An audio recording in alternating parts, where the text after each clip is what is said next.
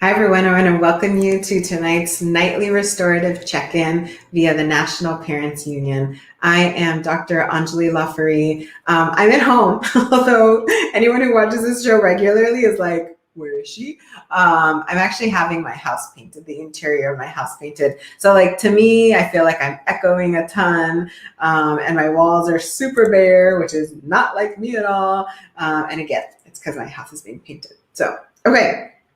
So it's February 5th.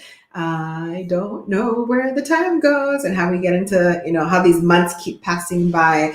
I want to honor the space that I'm in outside of my house, right? I am on O'odham and Yaqui land here in this beautiful Sonoran desert in the state of Arizona. This show, the Nightly Restorative Check-In, is the brainchild of Marisol Queveda Rerucha. She hosts the shows on Mondays and Wednesdays, so I want to make sure that you all tune in. She has had some wonderful guests, but she originally brought me on to the Nightly Restorative Check-In because I'm a hypnotherapist and a psychologist, among a variety of other things. And, when I think about her conception or her view for the show, is that this was kind of a social emotional check-in for caregivers, for parents, for educators. And when I think about what I want to be doing on Friday, right? I want to chill. I want to be with the people that I care for. I want some good food. And it's that day where you get to take that full breath and actually really share what's going on as opposed to the quick, I'm fine, So again, that deep check-in. When Marisol started the show back in March, which was NPU is actually now a year old, the focus was, she brought me on, I'm losing my words, you guys. Okay. So because I'm trying to say too many things. She brought me on and I introduced a breath pattern, and I was so lucky to be one of her original guests. And so that breath pattern was 4-7-8, and both she and I continue to use that breath pattern for all the shows. So we're going to start the way that we always do. You're inhaling for 4 seconds, holding your breath for 7 seconds, and then exhaling for 8 seconds. And then we do that 4 times around. Hi, Maritza. I see you in the comments there. I will count it out. I love this breath pattern. It is fantastic if you're challenged with anxiety, if you're suffering or having some difficulty falling back to sleep in the middle of the night. Today, I've been frazzled today just out of just all the stuff going on, right? You think it's not a big deal to have your whole house turned upside down, but it is. And so literally this morning, I just stopped myself, and just use this breath pattern, do the things that I tell you all, follow my own advice. And that's actually a way that I use it. I use it as when I'm transitioning kind of between one thing to the next, or when I just need to ground. Okay. So I always suggest, that you either close your eyes or find a focal point. If you can't close your eyes, at least, be able to look downward or again, focus on something, because what happens is our field of vision is one of our senses that can get distracted the most and can take in the most information. I'm just getting myself settled. All right. So when you're ready, I want you to just take in a natural breath, inhaling and exhaling the way you typically do. And on your next inhalation, breathe in for 4, 3, 2, 1. Hold. 2, 3, 4, 5, 6, 7. Release. 2, 3, 4, 5, 6, 7, 8. Inhale. 3, 2, 1. Hold. 2, 3, 4, 5, 6, 7. Release. 2, 3, 4, 5, 6, 7, 8. Inhale. 3, 2, 1. Hold. 2, 3, 4, 5, 6, 7. Release. 2, 3, 4, 5, 6, 7, 8. Inhale. 3, 2, 1. Hold. 2, 3, 4, 5, 6, 7, release. 2, 3, 4, 5, 6, 7, and 8. Take a big breath. Again, just getting back to your normal breath pattern. Today I actually felt lightheaded for the first time when I did it. And I know that some of you have remarked that that's an experience that you have. And that's okay. That's okay. You are taking in a different level of oxygen, right, than you normally would. If it's your first time, it can be a little unnatural to breathe that way. But it definitely gets you settled. So hello, there's all these people in the chat. Hello, and thank you all for joining us. So while I'm saying hello to people, you should share this video with other people right now and share it on your page. But let me finish introducing myself as far as who I am from my family perspective, right, from my community perspective. So I'm originally from Southern California. That's where I was born.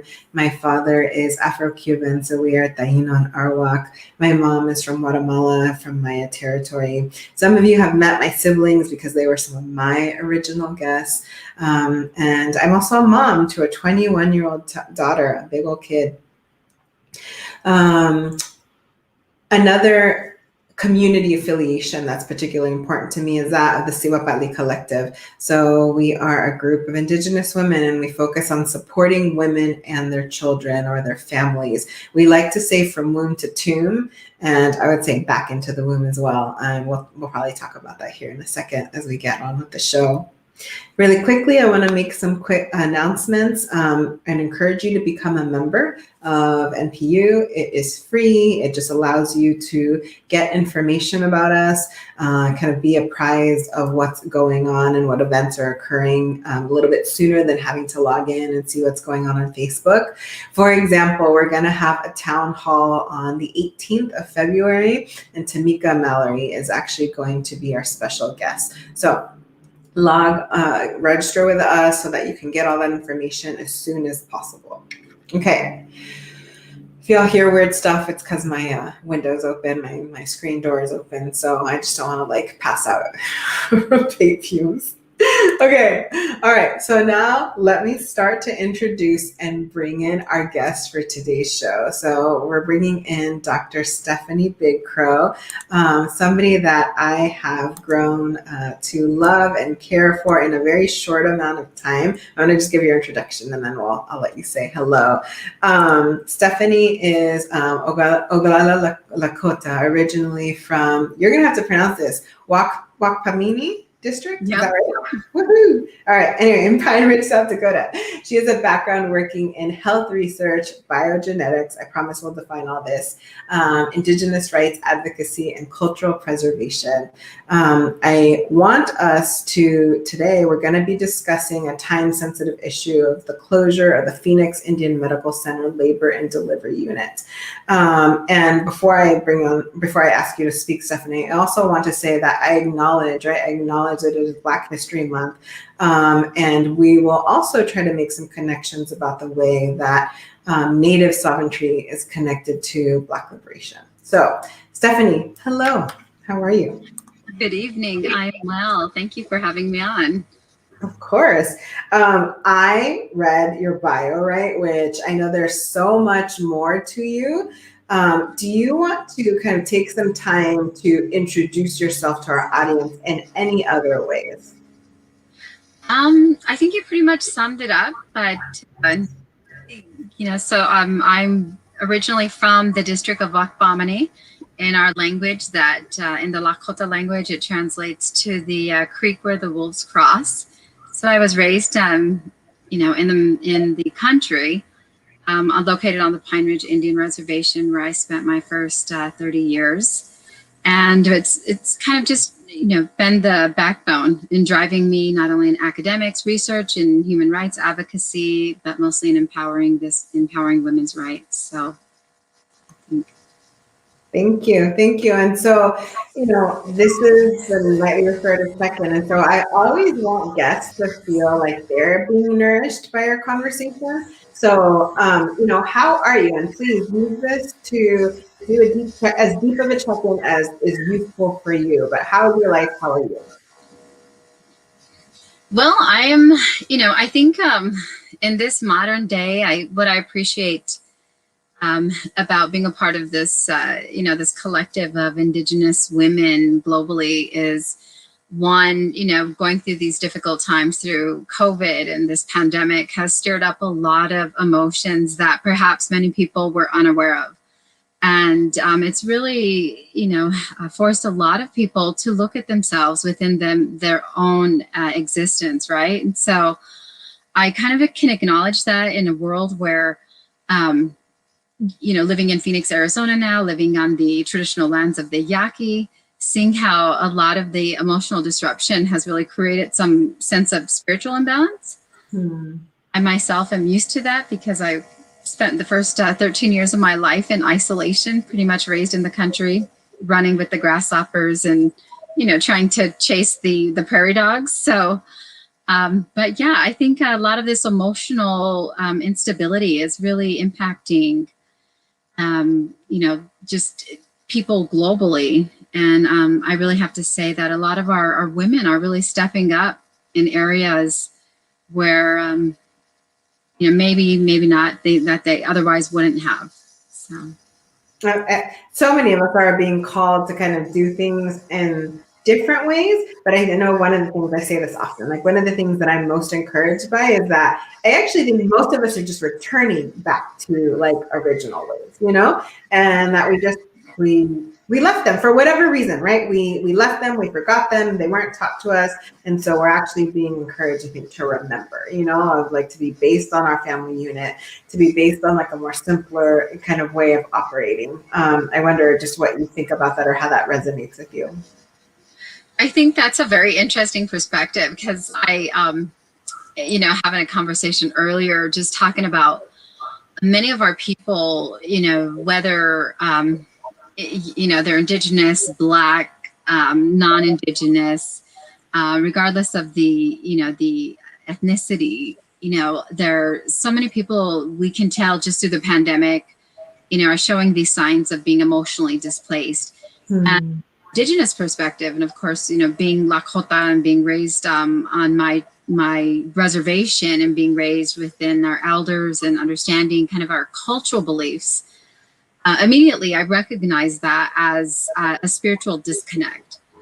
And I was really shocked to see the reaction from a lot of the, just the surrounding societies of which we exist today. And it heightened my awareness and to really understand the necessary emotional behavioral health needs of our society. But even more so, it helped me to really gain perspective as to how I, as a Lakota woman, can help generate or stimulate, if you will, some form of spiritual growth that we know exists in, within each of us. And so I often look back to my elders and will say, how can I teach others to look within themselves to understand, their existence and however that may be, and just to be comfortable in their being and to understand that everything is happening around us is meant to happen. It's in our language, it's hahechitu. It's the way things are. And whether good or bad, that, our role is to accept that and to embrace it in a good way, to learn from it and to grow with it, because we know it's a part of these living energies that exist amongst us. Yeah, I do know. And you and I, we were talking about it before you came on, and in general, we started to kind of cultivate, right, our sisterhood, and we talk a lot about the challenges, right? The challenges of walking this path of trying to have a spiritual understanding about things, that it's worthwhile, but that it's also just really challenging. There are lots of people saying hello in the comments. I just want to acknowledge you all. So Joseph, Roger, Dallas, and if I'm pronouncing some of your names incorrectly, I apologize. We have some people here in English and in Spanish, Colombia here. The power, right? The magic of technology here, right? So, I'm going to return back to your words though, Stephanie. And so, yeah, that imbalance, that a lot of us are experiencing. One thing that I'm aware of in this pandemic is I think that some people have either, there's some people that for whom the pandemic has helped them realize that they're out of balance, and then maybe time has helped them like reestablish a sense of balance, or at minimum like know what they need to do. Where have you fallen in relationship to like your level of balance during the pandemic? And I have to say, I have to speak only on, being Lakota, and just because of my background. A little bit more about my background is, so I was raised on the Pine Ridge Indian Reservation that's located in South Dakota. We are the poorest reservation. We are the poorest tribal nation in the United States. We are the second largest tribe by enrollment and by landmass. So growing up in poverty, even though, right, I didn't realize I was poor, neither did I realize that I wasn't free. But now that I understand as an adult that, my people, since first encounters, were basically forced onto these reservations, and, the most desolate land that could be identified, tribal nations, indigenous peoples were forced on these lands, right? So our existence in itself wasn't really acknowledged or noted. Mm-hmm. And I think that's primarily because our people have always believed that you remain in spirit, you remain in ceremony, if you will. And so even though today, as a, Lakota scholar, I acknowledge the systemic oppression in the isolated lands of which we exist, in which my people exist today. But I'll have to say that even though it's sad to say that we were placed on these lands and the intention was to eventually annihilate us, it spiritually empowered us. And when I look at it from that context, I think it prepared me for COVID. Yeah.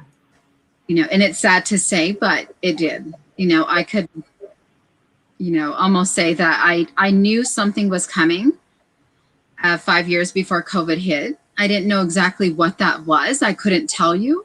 But all I knew was I followed my sichan, right, my spirit, and it told me just to prepare.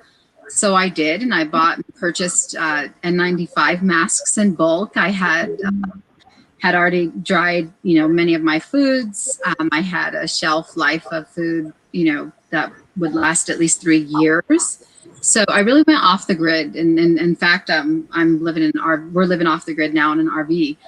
And so for me, I think that because I grew up in such a desolate way, and that we were already suppressed, whatever energies that existed almost forewarned me. And so I was mentally and spiritually prepared, in just accepting what happens moving forward, Yeah, that resilience is what I thought about, as I heard you speaking of us, all of us needing to tap into that resilience that like is inherent, So I want to get into our topic, and I was going to say it's in our DNA, because that's what I know that's what you would say as a biogeneticist.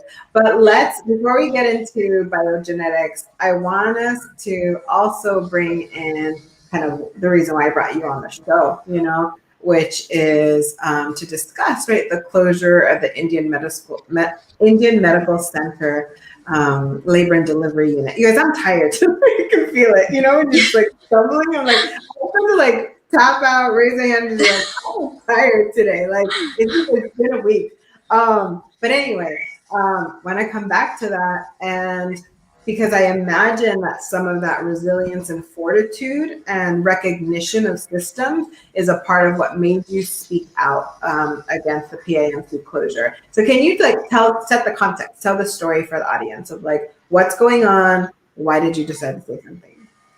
Yeah, definitely a great topic. Thank you for allowing me to share that, this space, because I don't think a lot of people really understood the magnitude of this topic, of this issue. Indeed. When I first received word, of course, my husband is Dr. John Molina, and he was the former CEO of the Phoenix Indian Medical Center. And that's how I met him. My background is health research and working with the Arizona Medicaid program, but also working with health research. During that time, of course, our name got out there. We're strong advocates in really advancing Indigenous people's rights and just our right to access quality healthcare, culturally mindful quality healthcare. When we received word through an internal source that they had shut down PIMC, we just couldn't understand it. One, knowing that in Phoenix alone, there's over 135 plus thousand, American Indian, Alaskan Natives, and our indigenous, bloodlines that associate, with an indigenous nation. That's a huge population. Mm-hmm. To consider that already the fact many of our 75% of the United States total population of tribal nations reside in urban areas, our concern was the cultural disconnect. So the IHS, the Indian Health Service, is a fiduciary trust, service as a part of treaties that were signed between tribal nations and the U.S. government. And one of those other benefits is education. It's similar to public education, but unfortunately, the standards are less than. So when we look at the Indian Health Service and we look at just the impact of the closure of labor and delivery at the Phoenix Indian Medical Center, one, the Phoenix Indian Medical Center is the largest IHS clinic, hospital in the nation. Two, what it does will have a ripple effect on all other Indian health services throughout the United States. So when you close labor and delivery, that program in itself is very critical. Because it's culturally tailored. It's one of the few, indigenous or Indian health services in the nation that provides culturally mindful services that acknowledges the cultural beliefs and the traditional protocols of birthing ceremonies in the United States. And I know with your background, you definitely can see that there's a disconnect entirely between Western medicine and the indigenous birthing protocols. Absolutely. Yeah. And so for me, it was concerning, one, because this is a trust obligation. And two, the way that it was done, there was no care coordination. There was no consideration to many of these women who came from very rural areas, who relied on the Phoenix Indian Medical Center for their birthing, who trusted the staff. Relationships, as we know, is a very vital aspect for our women, especially as we're preparing to bring life into the world. And the fact that that was not taken into consideration was a great concern. The cultural disconnect in itself was almost reigniting the trauma that already exists within our DNA if we were to look at it through an epigenetics lens. To me, I could not bear to see that happen. And I was trying to, be mindful of the lands I'm in. And being Oglala, I know our people can be very territorial at times. And so, just a tad. So I was really trying to help, get the word out and gain interest and to say, hey, look, you close down one of the, a vital service. You create that cultural disconnect. You stimulate that DNA that harnesses the trauma that our ancestors have passed down and through the epigenetics or through this intergenerational trauma. Now we have some severe, not only physical issues, but some emotional issues, and more so the cultural harm that was caused as a result. So it's a lot, but it was, it's a topic that needed to be addressed. And you're doing a good job. I feel yourself, reining yourself in and trying to deliver it in a way that's digestible for us. So I thank you for that, for one. And then two, know that I very much understand and read the subcontext of what you're sharing. So what I hear when you talk is, I hear how so many people are impacted by trauma. They don't know it. And that there are occurrences, right? Kind of political occurrences, social occurrences, stuff in local politics that can then start to tap some vulnerabilities, right? Some areas within our DNA that have experienced trauma. And so then the concern is, how is our body going to respond? And then that's even more concerning if you're pregnant, right? So what imprint, what information, what reactions and responses, right, are we then passing on to our children, right? And creating these generations that maybe have the word, the medical word, right? Or is a predisposition, right? A predisposition, right, to a stress response. That's what I think of when you say that. When you express yourself, is that a little bit of what was in the background of your concerns, or is in the background of your concerns? Oh, it definitely was the main background of my concern. Having, been raised in an isolated area, I had my grandmother, and very, to have been raised within my community and my tribe that, walked us through these various cycles of our life from, conception all the way to delivery.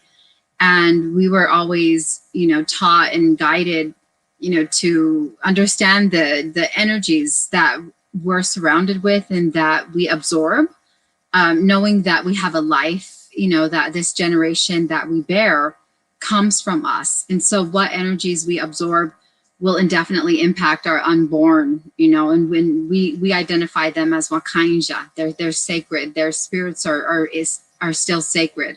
They're transitioning between the spirit world into the, into Mother Earth, or the womb of their mothers, of us. And so there's a lot of dynamics there where we have to be mindful in these areas that we put ourselves in. And for example, I shared with you earlier that when we're pregnant, we're taught to not go or attend funerals or wakes. Not that it's taboo or that death is looked at as taboo, because it's certainly not. We understand that there's really no such thing as death. It's just a transition of worlds, right? That this energy that exists within our human body, our sichan, our spirit, simply transitions from one form to the other. So from a physical to the metaphysical. And when I asked my grandmother why I'm not allowed to go, to a wake, especially one of my relatives, she actually explained to me that out of respect for our young ones, these Wakanjas, our unborn, babies that are in our wombs, they're so sacred. They're in this realm that makes them very vulnerable. And because, at times of at loss, people, when they're grieving, grief can bring about a mixture, just a conundrum of emotions, from anger to sadness to sorrow, that just fluctuates. And so all of these energies that are around the womb, the unborn Wakanja, can actually absorb that. And then we also know that along with death, there comes a lot of unsettled, or these restless souls that just do not want to accept it. And so a lot of that can bring about anger. Know that these, just the transmissions of all these energies around us can draw or attract Wanugis. And in our language, it means spirits that, I don't want to use the term evil, but spirits that have bad intentions or have just not accepted their fate. And so they remain here, they linger, and they look for a soulless vessel. And when we are, when we're pregnant, we acknowledge that soul, the spirit of the Wakanja automatically enters into the womb, and that because they're still growing and they're vulnerable, we must protect them from these, these spaces where these conundrums of emotions exist. So again, it's not taboo. It's just so much emotions there. We must be mindful for the energies that we, surround ourselves with and that we bring into our tioshvais, our families. So that was the underlining issue for the PIMC, just to address that issue right off the back. And I knew a lot of the urban natives may or may not believe in the same aspect. So that's why I try to make it clear that this is in the way that I was taught in our beliefs as Lakota. Yes, I appreciate that. You're always so clear. I appreciate the thoughtfulness, with what you're presenting, both yourself and the information. The word I think about as you were just, describing the space that both babies, right, or and mothers are in is open, right? And I remember, so my dissertation is actually birth related, kind of relationship between mother and child after using actually hypnosis as the means for birthing, right? So that connection between mother and child. So it's the same idea of like the energy transmission, the spiritual kind of energies that are open. I love when you use that word. And so, yeah, open, right? Not all spaces give enough conversation, to the impact of the environment. And I also remember one particular study as I was, writing my work that was talking about also mothers are particularly open. I should actually birthing people, right? Birthing people are particularly open when they're going through what is essentially like the most sacred ceremony, right? Which is to give life, right? Yes. And I just appreciate how you put it, right? So that people understand why your culture is not the only one. There are so many cultures where you talk about protecting children and women, that you're giving context, right, for the reason why, or one of the reasons why. Let's see, check in and see if there's any. We have comments coming in. Just people. Actually, Stephanie, this is my mom. So, my mom is saying awesome information. I'm putting it up because I knew you would enjoy that. Nice. Yes. Okay, so you were very vocal, right? Kind of tell us the story of what you did in response, and then it actually kind of brings us maybe even to how you got connected to the collective. Yeah, that was really, I think everything, happens for a reason. And I think the light at the end of the tunnel was definitely being connected with the collective. Mm-hmm. I will always say I'm grateful that the collective exists, because it's proven to me as a Lakota woman that you can take these ancestral teachings that have existed since time immemorial and place them into a structure that's accepted, especially something that usually does not see things holistically or through that universal perspective. So at the initial beginning of this entire, what I call this standoff, right? I definitely did not want to put myself in that position, but I had no other choice. And that is the last thing I think any woman wants to place herself in, and especially a woman who's not of these Southern tribes. And being mindful of the women here, the strengths that I've seen within the elder population and the newer, younger generations. But I also didn't see movement. And so I had to kind of check myself mentally, one, to say, there's a huge difference between the Southern tribes and the Northern tribes, that I'm in indeed a different space, and I acknowledge that. And so I spoke to the ancestors here, and I recognized them, and I burned my sage, and I had, like as I always do with my ancestors, is that, so long as you lead me, I will go. Never stop listening to my Seicha. It's kind of like, if I can describe it, it's that little gut feeling, if you will, and that in Western terms, that we know exist. It's something inside of us, inside, below, just directly in the center of our chest. We get this kind of instinctual, this instinctive energy, if you will. And I've always followed that. And the few times I haven't, I've really gotten in trouble. So I definitely listen to my grandmother now, who says, always follow your Seicha. So while doing that, I said, my intentions are good. That as long as I know my intentions are good, that I can move forward. So I started to contact the leadership. I do actually know the leadership personally. They know me, because I have challenged some policies internally, before, that were not culturally mindful. And just reminding, a lot of these individuals who do hold these leadership positions, that you're indigenous first and foremost before you hold this professional title. That, in our most simple teachings as indigenous peoples, we're taught that, and for me, I'm Oglala first and foremost before I'm anything else. This is the blood that I'm born to. These people that I'm born to. This is the life I am born to. And so with that respect, we acknowledge that, we move forward, and we continue to honor that, knowing that a generation comes from us and a nation depends on us. As I started to reach out to leadership, one, addressing the operational issues. They understood where they had gone wrong. They understood the lack of communication.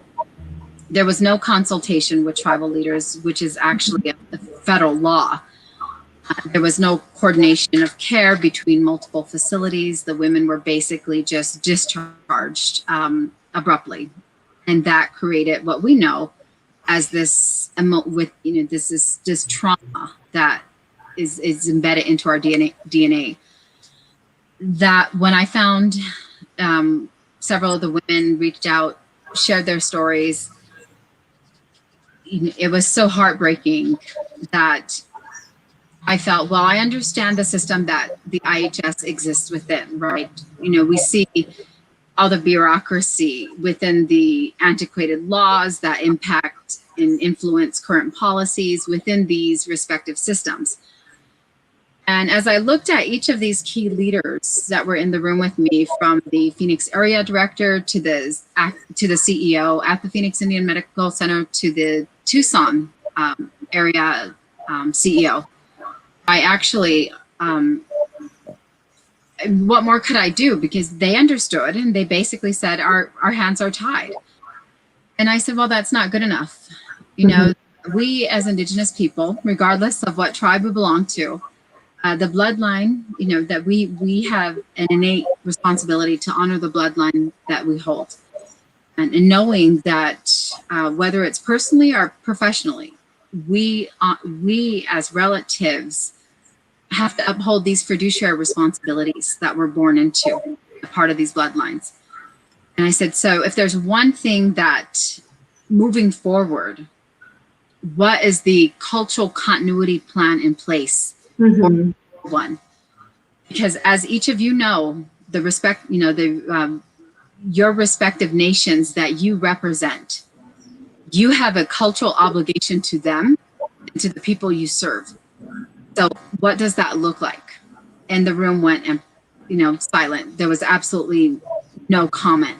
I waited to say, look, our women are hurting. Mm-hmm. They're physically hurting and absorbing this trauma that you've just now ignited. Our young Wakainjas, these young innocent spirits, are feeling that impact. So you, as their aunties, uncles, grandmothers, grandfathers, how are you going to ensure that their spirits are protected? What is that cultural continuity plan, if you will, just to use Western terms? What does that look like? And if it doesn't exist, then how can I help? Mm-hmm. Unfortunately, leadership admitted that there was no cultural continuity plan. There's none that exists within the Indian Health Services. And they had really no plans to develop or design one. And I said, that's not good enough either, that we need to move forward.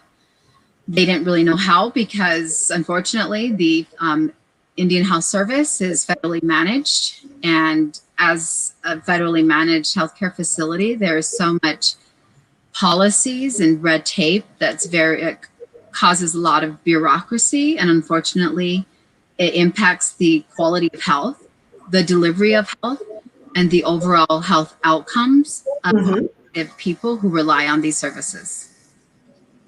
Absolutely. And you're weaving together, all those connections. And I think it's something that we forget, right? Because the world doesn't say it to us. The world doesn't necessarily always draw these connections. Many of us feel like we have to draw them on our own. And then we second guess ourselves or don't trust ourselves because we feel like we're maybe the few people saying it, right?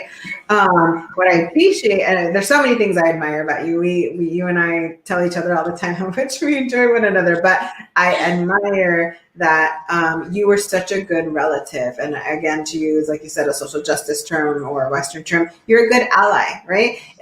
Because you're not of these tribes, right? You're not of the tribes represented here, right? In what we call Arizona. but you used your social capital, right? You used your standing, you used your ability to be able to communicate and advocate, right, for another group. You were able to connect many people very quickly, right, to continue to kind of fight for a response, right, and fight for what you're calling culturally mindful, but I would say culturally responsive care and support. So let's catch everybody up. Like, I hear you. The leadership didn't respond to you. They I'm trying not to put words. I don't know if it's a lack of caring. I don't know if it's a lack of recognition. Whatever. There wasn't a response, right? So then, what's going on now? And if I can bring in what the collective is doing, but if you want to kind of set the table for us. Well, that's when I kind of, at this point, I was very sad and I was very worried. The urban native population, these young mothers that are so vulnerable, and mostly they're unborn. And as I stared around the room, I could almost feel myself just go into this trance and just pause. And as I looked at everyone in the room, and we were social distancing, we had our masks, I said, "What tribe are you from?" And as each one of them answered me, all of them were Northern. So I said, okay, well, then that's one thing we have in common, because we, as relatives, of the Great Plains, our migration, paths were pretty much the same. So that meant our ancestors lived, copacetic with each other, when sharing these migration paths throughout this terrain. And I said, I know that each of you know that the impact of historical trauma and how it has impacted our DNA today in what we know as epigenetics. You're running the largest federal Indian health center in the nation, and you just admitted to me that you have no cultural continuity plan in place. Now, as being Native, Indigenous, however you want to identify yourselves, I said that is an utter failure, not only of your inherent rights and responsibilities as natives to your respective tribes, to honor and be good relatives to our indigenous nations here in the South, that now you are representing your nations. And I'm sure that each of us in this room do not want to represent our nations in a disrespectful way. And I said, so if you're not going to do something, then I will. And it took me literally I know people are familiar with my tribe, and the whole Dances with Wolves kind of kicked off the whole, Lakota being the poster child, and this is what I heard the comedian, the Navajo comedian group, James and Ernie, referred to the Lakota as the poster child. I thought was hilarious. And so I said, well, no, there's so many beautiful indigenous peoples globally, from Africa to, exactly, to the Caribbean, to the, just across the globe. There's just so many beautiful indigenous peoples. But I also knew that the Lakota, that our name was out there and that we're highly recognized. And so long as we bring our feathers and we bring, the strong cultural beliefs that we hold, that we will stimulate and hopefully awaken those dormant, that what I call the dormant DNA, as a result of historical trauma. So I put on my traditional regalia, a Northern Plains regalia that consists of beadwork, quill work, and a golden eagle feather that was given to me by one of our elders. And that's a huge honor. And when I wear that feather, most of our men earn feathers and the women wear plumes. And the background of that is that when you look at the eagle, the feathers are used on the exterior part of the wing. And so the feathers actually, take and are able to guide the eagle in flight. Well, the plumes, they're not as solid in mass or in combined or connected as you see feathers today. they're actually very fluffy plumes. They look like, I don't know how else to describe them. Yeah, they're, you know Right what? there.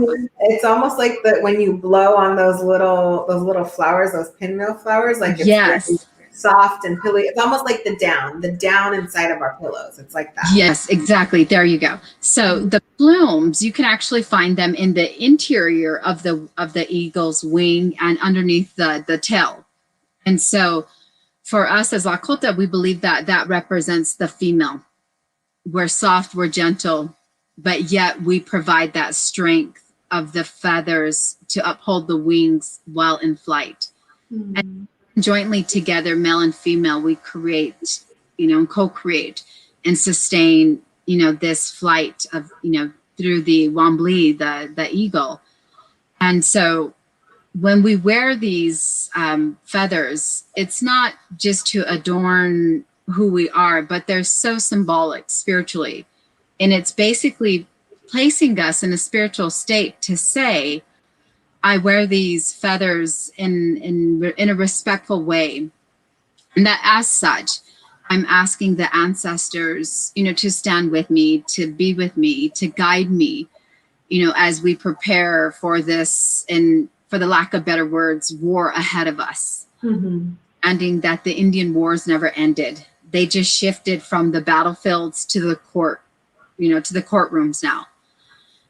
So when I tied my plume that day, I knew I was going into a battlefield that wasn't necessarily my space, but I understood that the impact of historical trauma on the tribal nations that reside here in the South, whether they understood it or not, I did. And so I put on my attire, and I was very kind of uncomfortable, if you will, but I knew that it would gain attention. Mm-hmm. I knew that if someone, would see this live stream of this feather, this woman, and I have a mask that is, is symbolic. It actually has my tribal flag on it. And I spoke the truth, and I spoke from my heart, that I was very concerned that I live here. I, dwell here amongst the lands of my relatives here. And so long as I'm here, I have an innate responsibility to honor my relatives, even if it means they don't acknowledge the battle itself. I do. So I went live, and somewhere along the line, someone from the collective noticed. And from there, when I read the message, Maria from the collective inboxed me on Facebook. And I just remember being taken back, just that moment of awe and I still get, emotional, because it was like a blessing, because I was searching for someone who understood, the variables, the historical, variables, the, epigenetic, impact of historical trauma, the state of where we're at today in our emotional beings, and the survival of who we are as a people, culturally and physically. And so when the collective reached out, I was beyond just amazed, humbled, and just still today, I'm still very in awe of each of you and the work that you do. And I'm grateful that that however you guys seen me, that our message was heard. So I'm grateful for that.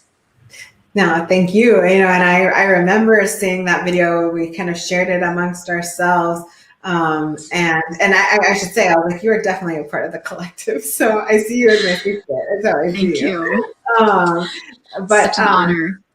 Thank you. Yes, and so we were in the background, right, being asked by a variety, right, of groups of like, what are we doing? What is our response, right? And so when we saw you kind of speaking out so bravely, and I know that Naleen, I want to honor her, Naleen Jean is a part of the response. We knew, okay, this is actually somebody who's communicating, expressing, right? Being so brave and calling this out that we have to link up with you. And for us, you are a breath of fresh air, because we were in the background doing some things financially, right? Which is kind of the place that we're at right now. So part of the reason why, despite it being Black History Month, right? Typically I make a point to kind of have folks of color on every episode if I could help it. But so I'm very intentional with the fact that I'm not, presenting an issue that's impacting, right, directly or maybe obviously impacting African Americans or the diaspora. But really it is though, and the reason is because there's a time sensitivity to this. So we have a grant, right, as a collective. We're writing for grant dollars, and we were awarded emergency funding, right, to support women who were displaced, and women and birthing people who were displaced because of this closure of this labor and delivery unit. So like I said, when we saw you kind of getting the voice out, we were like, that's fantastic, because no one person or no one entity can do it all. So I just appreciate you for listening, right? For listening to, is it Sincha? How do I say it? Sincha? Yeah. Yeah. Pronounce it for me. It's like Si-cha. Okay. Oh, Sincha. I'm not trusting myself. I honor you for listening to that, because it was that allowed us to connect to you, So I will put the link for anyone who needs support from our fund here in the comments. But yes, again, just want to come back, to that, and again, honoring you for listening, right? And then I want to make this connection, because I just said, typically I would have, we think about this. I don't want people to hear this as only being a Native or an indigenous issue, right? The issue of activation of historical trauma, the issue of considering the way that children are born and how they come in is very directly related to Black lives, Brown lives, right? Black women, right, have suffer historical and current abuses when they're birthing. They have some of the highest mortality and death rates, right, as do Black babies and children. So this is all connected, and I appreciate when you make these connections for us of systemic oppression. I'm aware of time, so I want to go and kind of a little bit of I want to round this out. If we are saying that trauma is genetic, it also needs to be said that our resilience is genetic as well, right? That our ability to adapt is also genetic. Can you, from a biogenetic perspective, maybe talk about that, of how our resilience is also woven into our DNA? Yes, definitely. So I know in a conversation earlier, and I know I love to just turn to you, because although we haven't met physically due to COVID, I connect with you in so many different ways, and I know you understand me. And so as I started, when I left my reservation at 30, I started studying various, areas in science. And so I call this collective, this pseudosciences, right? And I decided to focus in biogenetics.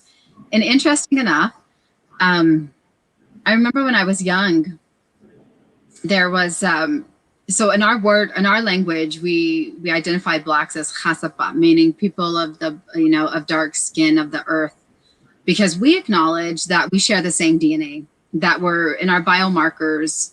We actually share the most ancient biomarkers known to man, known in genetic research today.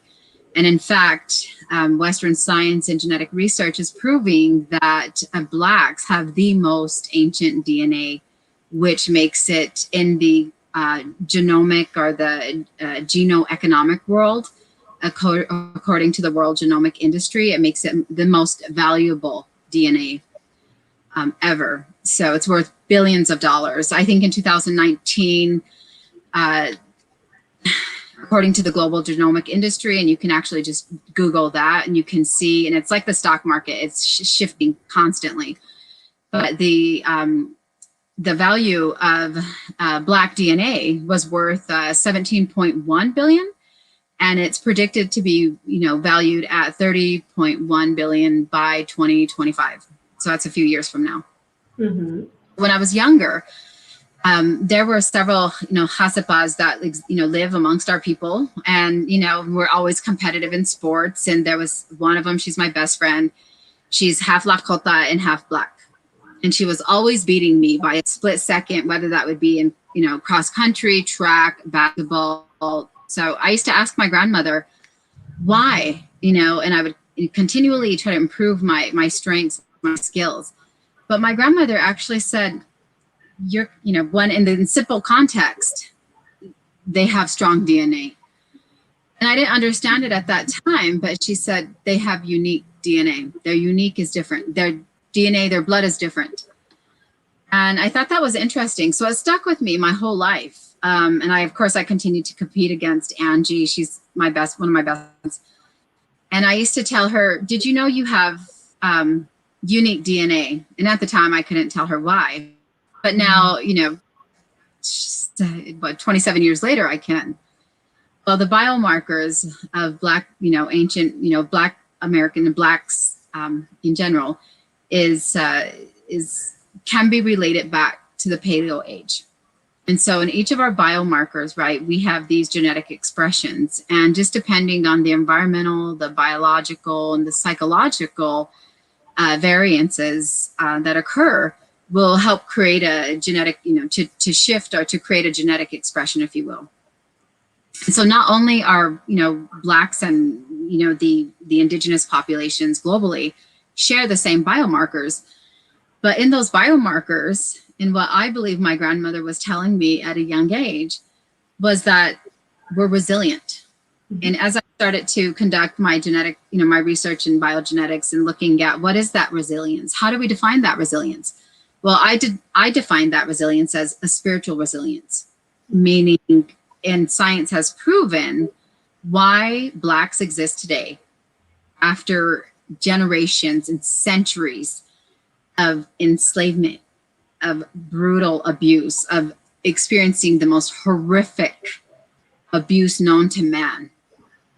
Why centuries later they still exist and they remain stronger than ever. Same as indigenous. We were placed on our encampments to die, but yet here we are today. I'm living proof that the blood I have is resilient. Why?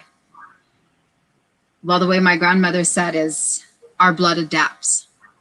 And science has proven that. And as we continue moving forward in genetic research and genetic sequencing and understanding just genetic expressions themselves and looking at how those expressions impact the overall physical health, the mental health, and the overall quality of health of an individual, when we look at it through an epigenetics lens, it just shows how resilient the Black and the indigenous were to have suffered such inhumane atrocities for centuries and yet are still very strong and vigilant in who we are today. And it's because our DNA adapts. It's adaptive. So we survived smallpox. We survived every attempt of biological warfare, right?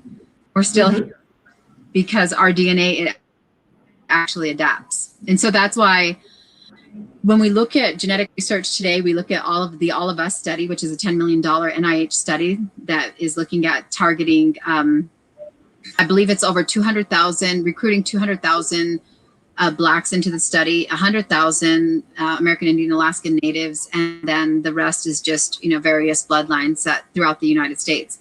They're specifically targeting the Black community, one, because their DNA can be related back to the Paleo age, and it's extremely ancient DNA. And two, they want to understand how that DNA and the genetic expressions were able to adapt. What is that adaptability? And can that be defined? And is that essence definable? But it's too far early in genetic sequencing right now to understand that. But to see that and witness it, for me, I just felt it was that aha moment to say, no matter what we've gone up against as Black, or indigenous peoples of color, that spiritual resilience is indeed embedded in our DNA and has allowed us to adapt to these inhumane conditions for centuries, and without creating such a psychological, not to say that it hasn't, but say that our DNA is so resilient that it overpowers even some of the most inhumane actions that are still being committed against us systemically and, just socially, just that we exist today, we're being targeted. So I have so much respect, for just our Black relatives to say thank you, because we all coexist together and sharing the same biomarkers of our ancestors who have existed since time immemorial. I so appreciate personally, and then also just the nerd in me, right? But my spirit like recognizes and thanks you for like the strength-based way you are describing what maybe sometimes we notice a physical difference. I'm thinking about like, so I don't want to get too deep into this only out of time, but we have noticed differences in groups before. And instead of picking it apart and figuring out why that difference exists from a negative perspective, from an understanding to manipulate or do harm, you just did a beautiful job of demonstrating what it is to explain a difference from a strength-based perspective. That somebody's difference is because they're magic. That somebody's difference is because, and you didn't use that word, I'm using that word. I'm thinking of Black girl magic. I'm thinking of Black boy joy. I'm thinking of the ways that other communities describe what is this uniqueness, specialness, this resilience, right? That it's inherent, and your difference is what makes you special, as opposed to your difference is what makes you inferior, right? Or less than. And I want to also, I'm mindful of the fact that like not everyone knows, where they come from, where their original lands are, what they're indigenous to. I certainly have a belief system that we're all most of us are indigenous to somewhere, right? And I think when we locate or when we position indigeneity in your DNA, the beautiful part is that it's accessible, right? It's accessible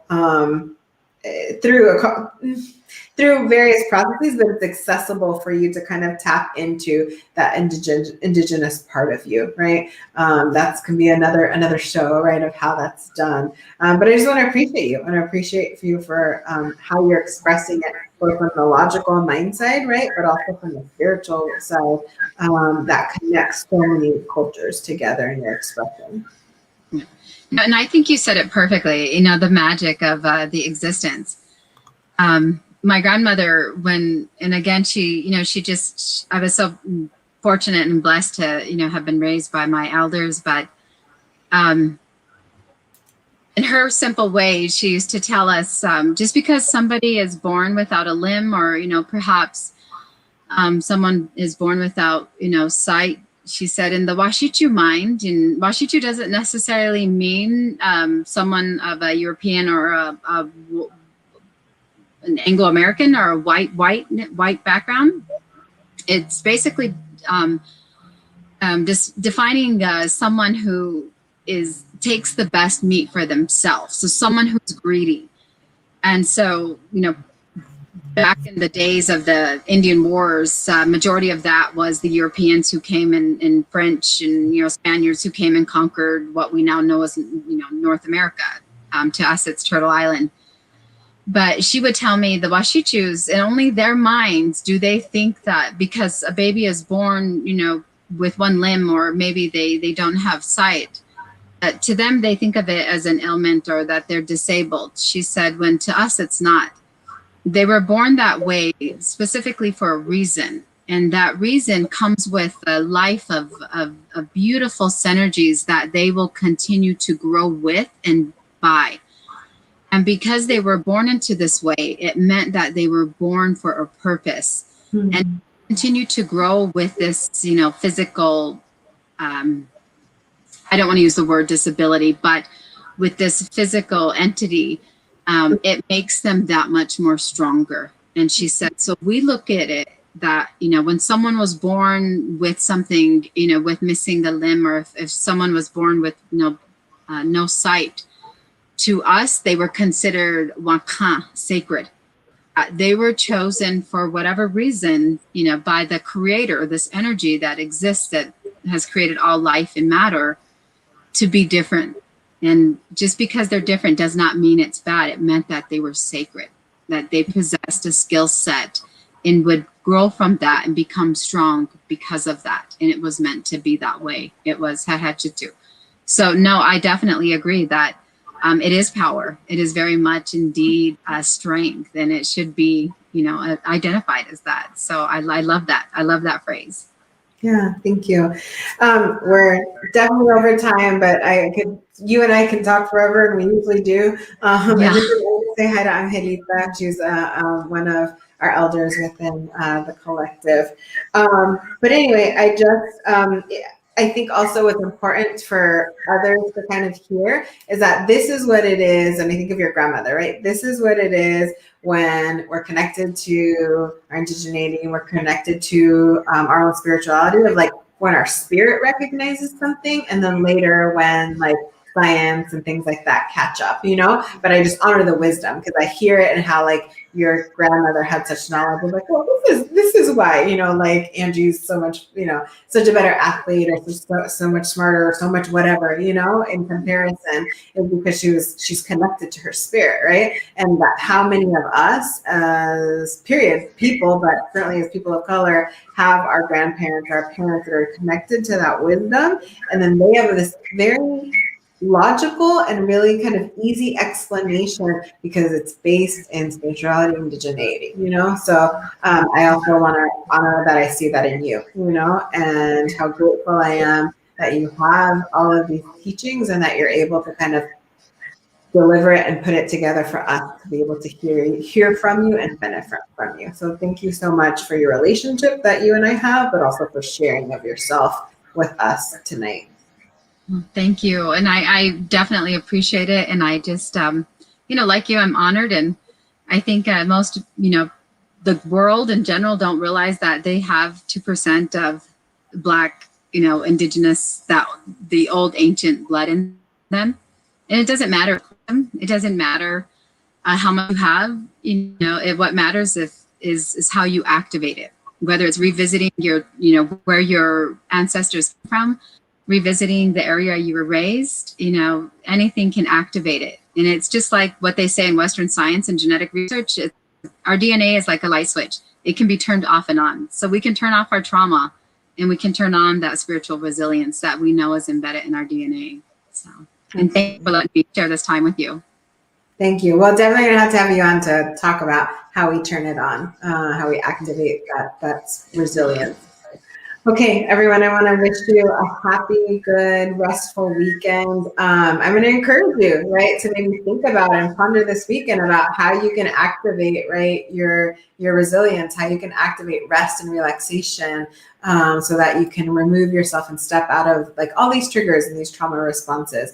Next week, we are going to have folks from Mass Liberation Arizona on, and we're going to be talking about some of the ways that the protesters here in from the summer protests, how they are being treated legally, and kind of ask you all for your support in advocating for some individuals. So that is what we have on the docket for next week. Again, have a beautiful weekend, and we will see you next Friday. Bye, everyone.